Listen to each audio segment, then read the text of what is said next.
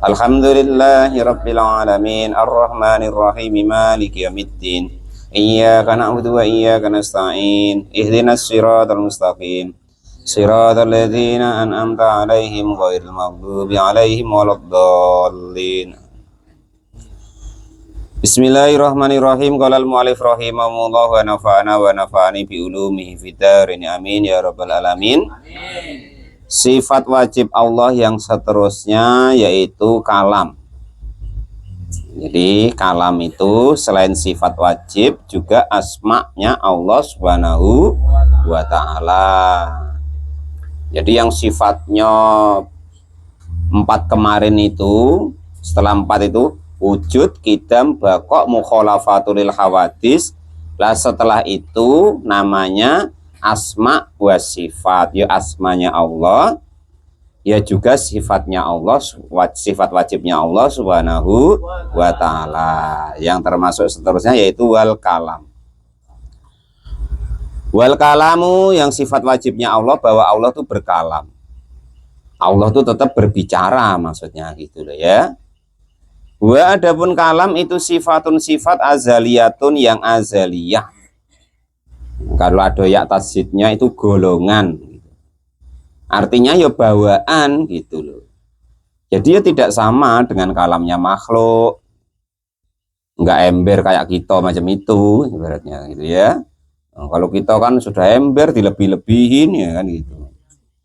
Qaimatun yang berdiri bidatihi, sama dengan datnya Allah, bidati ta'ala, dengan sama dengan datnya Allah Subhanahu wa ta'ala. Itu tidak bisa disamakan dengan yang lainnya. Yu'abiru yang andekan kok diungkapkan atau diibaratkan, anha dari sifat azaliyah al-qaimah bidati, binadmi dengan runtut al-mahsusu yang khusus, al-musamma dengan dinamakan bil Qur'ani dengan Al-Qur'an. Kalau yang runtut itu ya Al-Qur'an ya. Jadi Al-Qur'an itu kalamullah.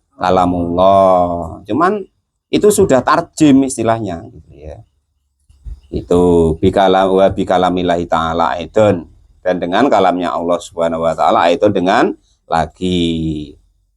Karena nanti begini, prosesnya kalamullah itu tanpa suara, tanpa tulisan, tanpa gerakan. Tanpa tulisan, tanpa gerakan. Itu pokoknya dulu kontroversial ketika Al-Qur'an itu dituangkan dalam tulisan. Nah, itu makanya ada yang mengatakan Quran, tapi yang tulisan loh ya, itu adalah qadim. Nah gitu. Nah, walaupun kalau kok kalamullah itu kalamullah itu tadi kalau yang sudah ditulis ada yang menyatakan itu kudus gitu.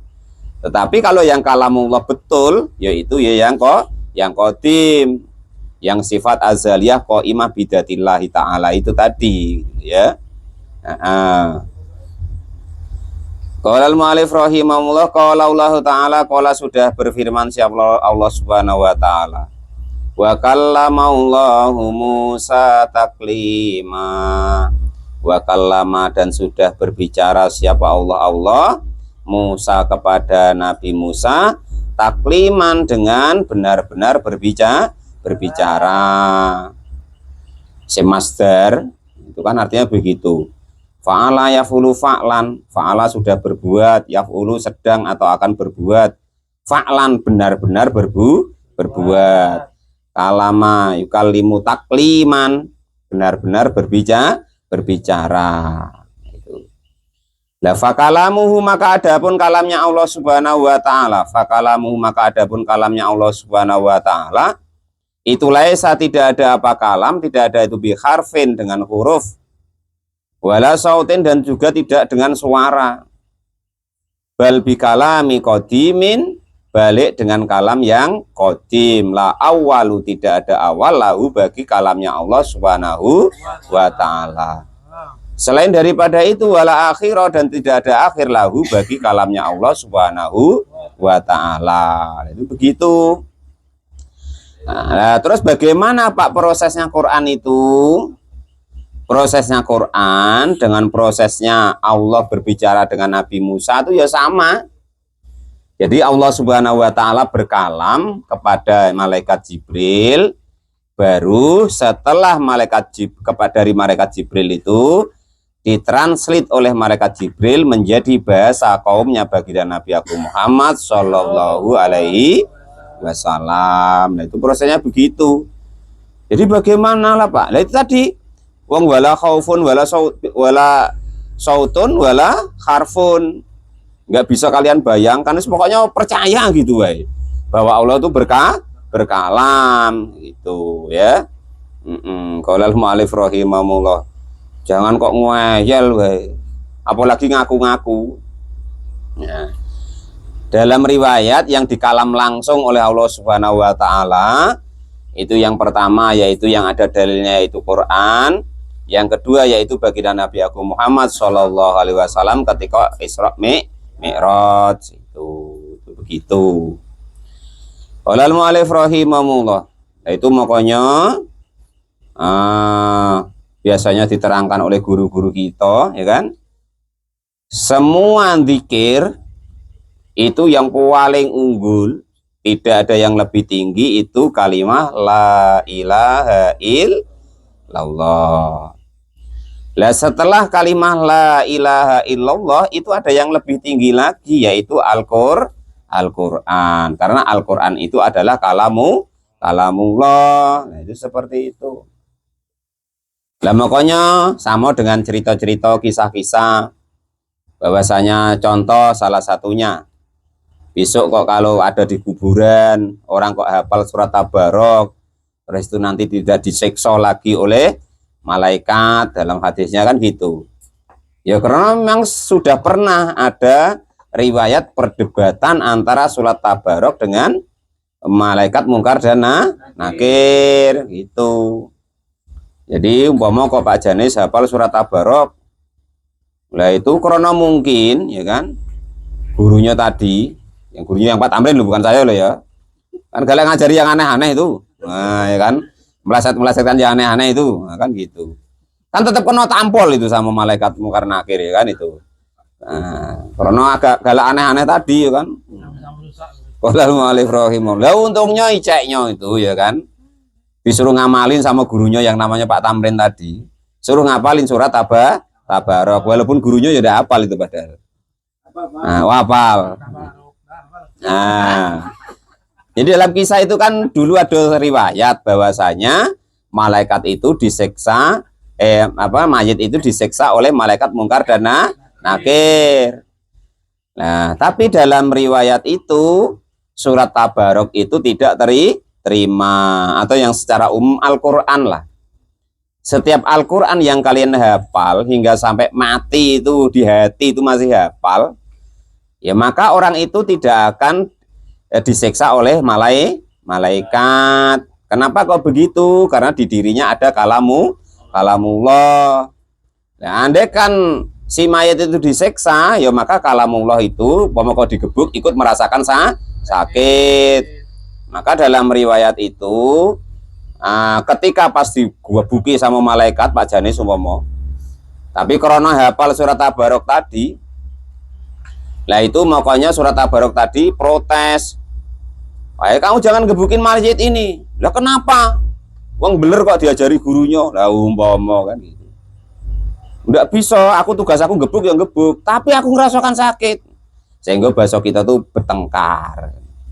Akhirnya karena tidak selesai sama ngototnya, sama lah dengan Pak Tamrin dengan muridnya itu kan, nggak selesai. Nah, maka minta keadilan lah kepada Allah Subhanahu wa ta'ala. Nah, ada apa? Ini ya Allah, saya kan melaksanakan tugas. Ya apa tugasmu? Gebukin mayat sing kurang ajar. Nah kan gitu. Lah kau apa surat Tabarok? Lah aku kan di dalamnya ya Allah. Aku digebukin ya tidak terima. Wong aku di dalamnya mayat ini. Nah, kan gitu. Nah, tapi kan tugasnya itu. Nah, sudah ya Allah, kalau kok andekan aku ini tidak bisa mensyafaati orang yang menghafalkan diriku, buang saja saya dari Al-Qur'anmu, buang saja saya dari surat di Al-Qur'anmu, buang saja saya menjadi kalammu. Itu akhirnya apa? Ya sudahlah, turutin. Nah, kan gitu. Nah, makanya dari beberapa banyak kisah, tidak semua mayit di dalam kubur itu ditanyoi secara prosedural yang umum, man robbuka, man nabiyuka, madinuka, ma imamuka, ya kan, dan seterusnya. Contoh yang nyata, mosok malaikat mungkar nakir nanyoi baginda Nabi, ya kan lucu nanti, man robbuka, Allah umpama, man nabiyuka, lu gendeng apa lekat, wah aku ini nabi, man nabiyuka, gitu nanti. Nah, itu contoh-contoh. Dan apa yang dialami oleh baginda Nabi itu juga dialami oleh pewarisnya dan juga wali-walinya Allah Subhanahu wa Ta'ala, termasuklah riwayat kisahnya sahabat Umar dan lain sebagainya. Nah, itu jadi usahakan ya, walaupun toh surat Ikhlas usahakan kita hafal sampai di dalam hati. Nah, kenapa terkadang orang yang hafal Al-Quran tuh dikubur masih disiksa, atau dikubur tuh kok jasadnya tidak utuh? Karena terkadang sebelum beliau meninggal itu Qurannya sudah lupa. Nah, itu begitu. Makanya ada riwayatnya itu orang kok sudah hafal Quran kok lupa, karena sembrono, maksudnya di situ lupanya itu ya. Ya maka di situ termasuklah nanti kena ibaratnya itu seksaan dari Allah Subhanahu wa Ta'ala, gitu ya. Maka yang sudah pernah hafal jangan dilupakan. Kalau dulu ketika ngaji Quran itu biasanya kan sanatnya masing-masing. Ada yang sanatnya ketika kataman harus hafal Wadduha sampai Anas. Ada yang harus hafal dari Ammayatasalun sampai surat An-Nas dan lain sebagainya. Maka usahakan yang sudah pernah hafal itu dilatih-latih lagi. Nah, terus yang belum bisa membaca, usahakan bagaimanapun caranya berusaha. Jangan sampai kita lengah sampai mati tidak bisa baca Al-Quran, sayang. Kalamullah itu harus macam mana caranya kita harus bisa. Besok itu akan diwelehkan itu apa ya bahasanya? Diwelehkan itu apa? Mir. Diweleh nih malaikat ya apa? Bukan dibentak Pak ya? Hah? Dipaidu. Apa? Bahasa kita. Apa Pak Deno? Diwelehno tuh Pak Deno. Ora krungu. Dipaidu ya. Bahasa sini apa ya? Apalah bahasanya. Lah dipaidu bahasa Indonesia ini apa Mir lho? Di apa? Apa ya bahasanya tuh? Disalah-salahin gitu loh.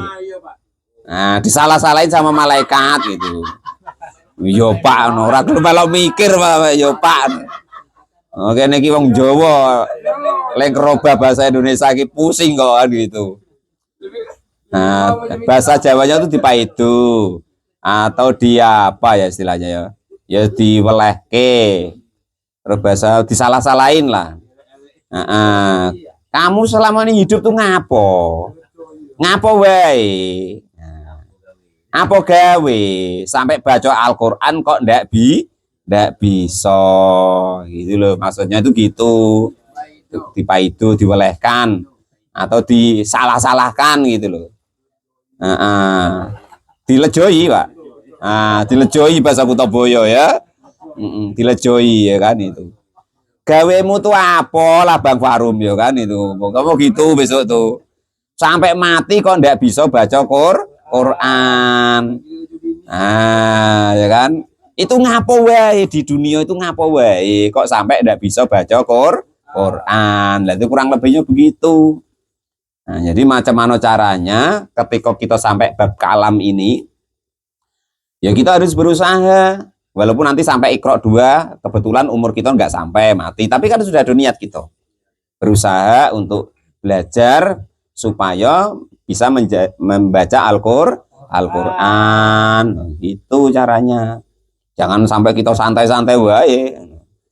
Jadi 1 Al-Quran, 2 sholat, nah itu akan dikejar. 1 bisa baca Quran, 2 terus karena sudah bisa baca Quran, terus sholat. Nah itu kan, nah itu dikejar macam mana caranya ya. Ya karena kan orang sholat kan harus bisa baca Quran dulu. Karena ada Fatihahnya dan lain sebagainya gitu loh. Dan kita kelasnya agak naik dikit loh.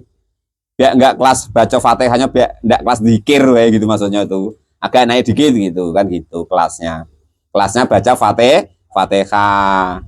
Itu ya setidaknya baca ayat gantinya ayatnya surat Fatihah. Baru yang ketiga kemarin zikir sebagai gantinya Fatihah. Ya paling goblok-gobloknya ya macam mana lagi, ya meneng ae. Diem wae kira-kira lamanya bacaan Fatihah. Yang penting usahakan. Entah macam mana cara kalian, cara kita ya. Kita menuju untuk bisa membaca Al-Qur'an. Kita menuju kepada Allah Subhanahu wa taala. Baik urjan wa umyan wa makasiro. Urjan tuh pincang-pincang, walaupun pincang-pincang tuh bagaimana ngesot tuh menuju Allah, menuju untuk bisa membaca Al-Quran, menuju untuk bisa membaca kalamullah, menuju untuk makfirahnya, ampunannya dan ridhonya Allah Subhanahu wa ta'ala. Urjan wa umyanan, walaupun buta, raba-ngeraba, nah, itu.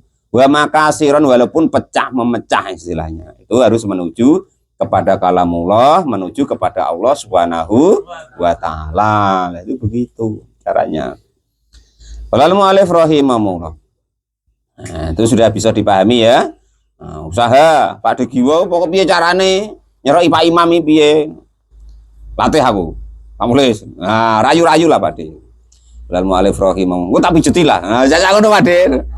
Tak pijeti. Qala mu'allif rahimahullah ngono. Iya, saya dulu punya murid Pak wis dadi pegawai ora tau gelem mijeti aku kok Pak Mulis. Aduh. Wah. Ora Pak Laben ora. Guyon. Wa kallamallahu, dan adapun wa amamana qauli ta'ala. Dan adapun maknanya dawuhnya Allah Subhanahu wa taala, wa kallamallahu Musa taklima. Kalam itu yang ada dalam Al-Qur'an aisami'uhu. Artinya memperdengarkan siapa Allahu kepada Nabi Musa, memperdengarkan kalamahu kepada kalamnya Allah, al-qadimah yang qadim. Artinya asli gitu loh ya. Asli Allah berkalam kepada Musa dengan kalamnya Allah Subhanahu wa ta'ala. Itu kita wajib percaya karena dinas Al-Qur'an gitu loh ya. Itu bijami a'dha'ihi, dengan kelengkapannya, artinya memang kalamnya Allah. Min jami'il jihati, dari seluruh kelengkapannya, seluruh arah kalamullah. Wa kana, dan ada siapa Jibrilu, malaikat Jibril itu ma'ahu, beserta Nabi Musa. Falam yusma, maka tidak mendengar siapa malaikat Jibril kepada sesuatu kalama, yang berbicara siapa Allah bihi, dengan pembicaraan atau dengan Musa kepada Nabi Musa. Jadi siapa yang diajak bicara sama Allah selain yang dituju diajak bicara sama Allah, ya tidak dengar, walaupun toh nguping, walaupun toh bersama-sama. Itu seperti itu. Qala mu'allif rahimahullah. Maka Al-Qur'an, maka kalamullah itu terjaga, termasuklah Quran itu terjaga. Lah itu begitu. Qala mu'allif rahimahullah. Sama ada orang bilang, oh malaikat, kok malaikat yang dibahas Pak Sekdes tadi, setan tuh hafal Quran semua. Ya kalau Qurannya mungkin hafal, tapi kalau kalamullah tidak hafal. Kalau dia hafal kalamullah ya tidak begitu. Tentu mau tobat, tentu nggak sombong gitu. Karena dalam riwayat iblis itu pernah ketika di zaman Nabi Musa itu pernah minta tolong kepada Nabi Musa untuk diterima tobatnya oleh Allah Subhanahu wa taala. Kesel juga loh iblis itu dikira orang. Kita wae perasaan iblis itu hebat. Padahal wa kana kaidah syaitanu kana doifa wa kaidah syaitanu kana doifa, bahwasanya setan itu lemah. Walaupun kadang penceramah atau ustadz yang mengatakan setan tuh hebat, nah terserahlah. Kalau saya mengatakan ya kembali ke Quran bahwasanya setan itu lemah. Ya, perkara yang mengagungkan setan itu salah situ ya kan. Walal mu'alif rahimah. Kalau saya tidak mau Qurannya katanya lemah kok disuruh ngaku kalau setan itu hebat kata Pak Sekdes tadi ya kan. Tidak mau Pak Sekdes saya. Walal mu'alif rahimah. Wa kana kaidah syaitanu doifa. Tipu daya setan itu lemah. Kok kadang orang atau hebat ya. Nah, itu nafsu tadi. Yang hebat tuh nafsu kita tadi, Pak. Yang hebat tuh. Kalau setan tuh apalah ya kan. Walal mu'alif rahimahullah. Itu begitu ya. Jadi kisahnya pernah iblis itu pernah nak minta tobat perantara Nabi Musa. Ya iblis. Kenapa iblis? Kamu kan kalimullah yang bisa diajak bicara oleh Allah. Bisa tidak minta tolong? Minta tolong apa iblis? Apa tolonglah sampaikan kepada Allah. Aku tuh tidak mau jadi orang terlaknat terus. Aku tuh pengen tobat. Oke, saya sampaikan kepada Allah. Disampaikan betul sama Nabi Musa. Ya Allah, ini iblis ini caknya mungkin niatnya baik, nak tobat lah bosan jadi musuhmu, kan gitu. Juga bosan jadi musuhku, kata Nabi Musa. Jadi beliau itu nak tobat ya Allah. Bagaimana caranya? Dia minta caranya tobat kepadamu ya Allah. Oke, aku kasih dia kesempatan sekali lagi tobat. Macam mana caranya ya Allah? Suruh dia sujud di kuburannya Nabi Adam. Iyalah seneng lah Nabi Musa tadi, wah, kurang musuhku katanya kan gitu. Asik, nanti iblis tobat kan gitu. Disampaikanlah betul. Nah, sama Nabi Musa, please. Apa Sini. Ada kabar baik. Kabar baik apa Kamu akan diterima tobat kamu. Ada caranya. Allah ngasih solusi gitu. Waduh, alhamdulillah. Terima kasih wah kan gitu. Karena iblis itu sangat takutnya kepada Allah. Dia nengok kehebatannya Allah Subhanahu wa taala. Jadi macam mana caranya? Gini. Kamu disuruh sujud di kuburannya Nabi Adam. Kaget langsung petir menyambar. Apa disuruh sujud? Dulu Nabi Adam hidup aku disuruh sujud kepadanya, aku tidak mau kok. Ini dia mati malah aku disuruh sujud di kuburannya, tambah meremehkan diriku, nah, kan gitu. Ya Musa ya enak jawab, oh alah dasar iblis kepara terlaknat ya ngono. Nah itu seperti itu. Maka tadi dibahas ya kan. Asal ada sedikit saja di hati kita, ada rasa di diri kita itu lebih baik dari apapun dan siapapun. Nah ya, rasakan sendiri nanti di hati.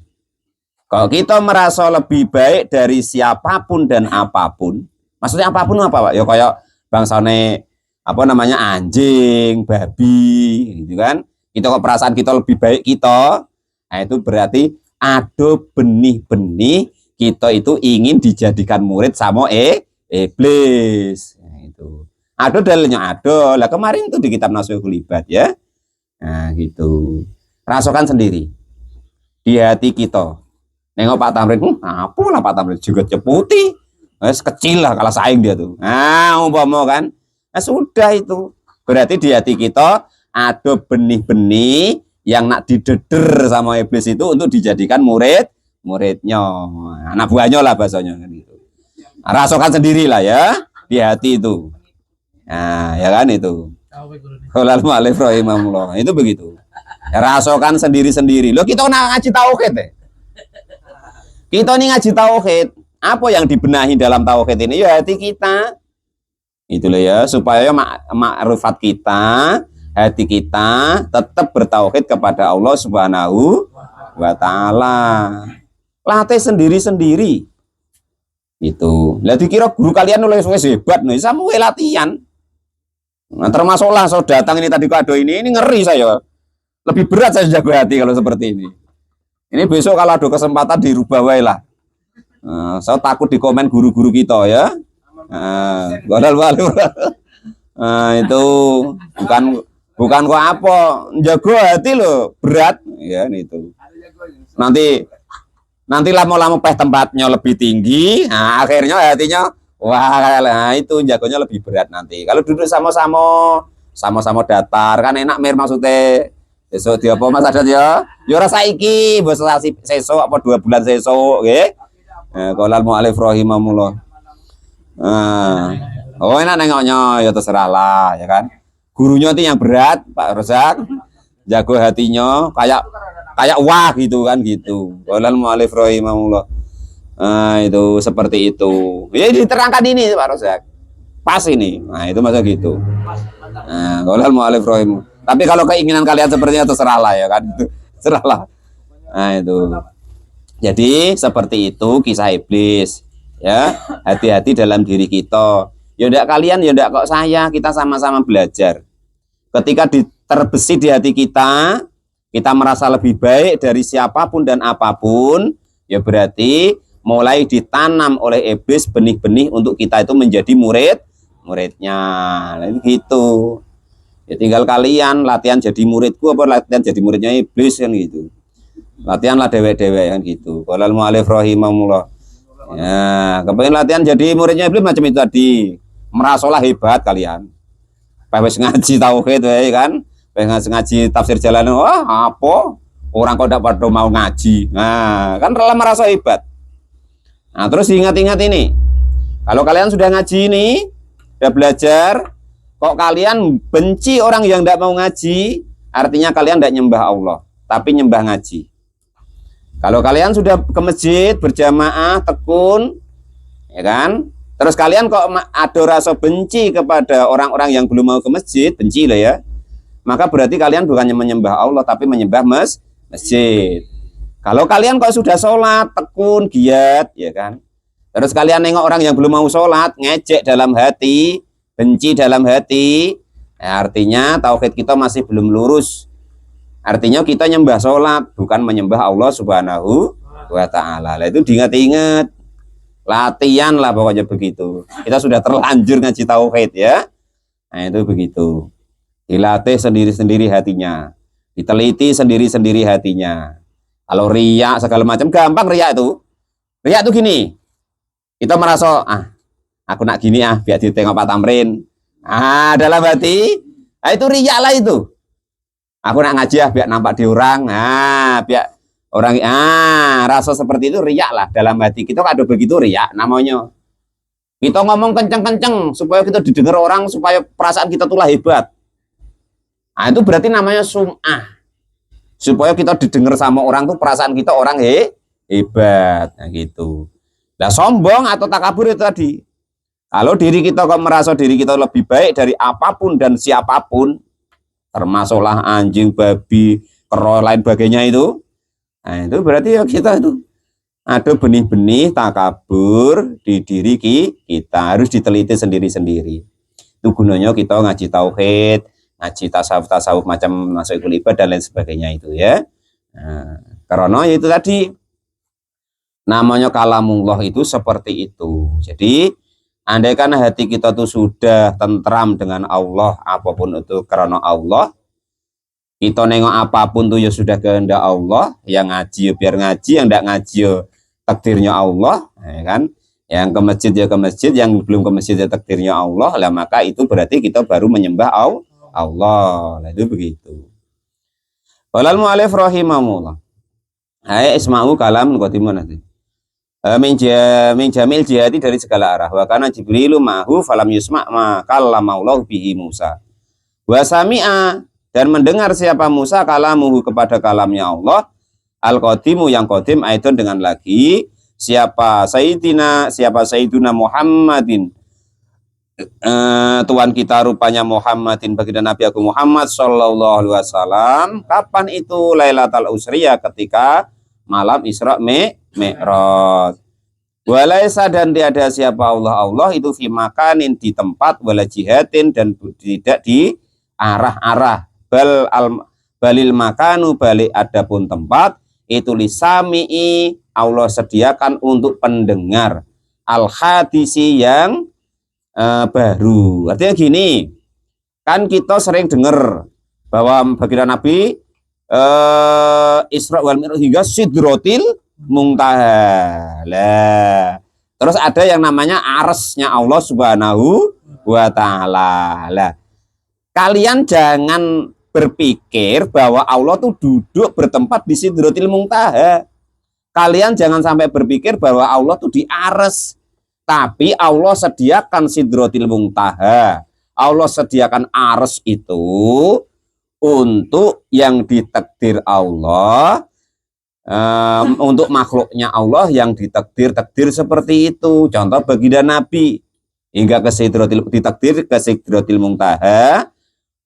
Sidratil Muntaha itu suatu tempat yang Allah buat untuk baginda Nabi mendengarkan kalamnya Allah Subhanahu wa taala, gitu ya. Jangan sampai kita salah seperti pendapat orang-orang itu mujasimah, namanya menjisimkan Allah, bahwa Allah bertempat. Itu jangan sampai. Nah, itu ya, bahwa Allah kok di ares. Nah, tapi Pak, ada ayatnya itu. Makanya namanya ayat mutasyabihat, perlu penjelasan. Wallahu alal arsis tawa, Allah di atas aras yang rata, kan gitu artinya. Ya artinya itu harus memang ditakwil. Nah, besok ada penjelasannya tersendiri gitu loh. Contoh begini. Takwil contoh begini. Kutoboyo ini dalam genggamanku. Ya kan itu. Apakah kalian berpikir bahwa desa Kutoboyo mbok genggam gitu? Kan ya enggak. Ini Pak Sekdes ya. Pas dia Sekdes, wah Kutoboyo itu gampang dalam genggamanku, kecil Pak Guru. Bukan artinya Kutoboyo digenggam gitu, enggak muat. Artinya itu dalam kekuasaannya, itulah contoh-contoh namanya takwil atau memperinci dari maksudnya. Sama Sidratil Muntaha bal al makanu lisami al hadisi wa nasma'u kalamihi al qadim aidon.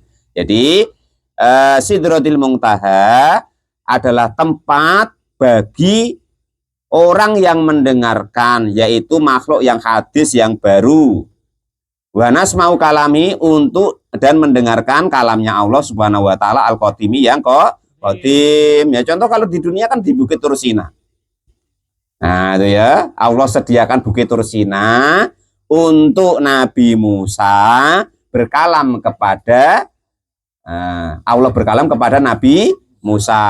Tempatnya namanya Bukit Tursina atau Gunung Tursina. Sama. Allah membuat Sidratil Muntaha, Allah membuat ares untuk baginda Nabi dalam mi'rajnya, untuk menerimnya kalamnya Allah Subhanahu wa taala. Adil ya. Jangan sampai tidak paham lagi, itu bahaya itu. Ingat itu gitu ya. Jadi makhluk, tempat yang disediakan oleh Allah bagi yang ditakdir Allah untuk menerima kalamnya Allah Subhanahu wa ta'ala. Kalau di bumi Bukit Tursina, yaitu ketika Allah menyampaikan tempat yang disediakan oleh Allah bagi Nabi Musa untuk menerima kalamnya Allah. Bukan kok Allah di Bukit Tursina. Sama Sidratil Muntaha atau arasnya Allah, tempat yang Allah ciptakan, Allah peruntukkan, menyediai nanti orang yang mau dikalam, mau dikasih bicara oleh Allah Subhanahu wa ta'ala. Tapi itu tadi, Allah tidak tinggal di situ, tidak bertempat di situ, gitu loh ya. Deal itu. Walal mu'alif rahimahullah. Wa sami'a kalamihi al-qadim aidan Sayyidina Muhammadin sallallahu alaihi wasallam. Dari situ besok mulainya. Alhamdulillahirabbil alamin.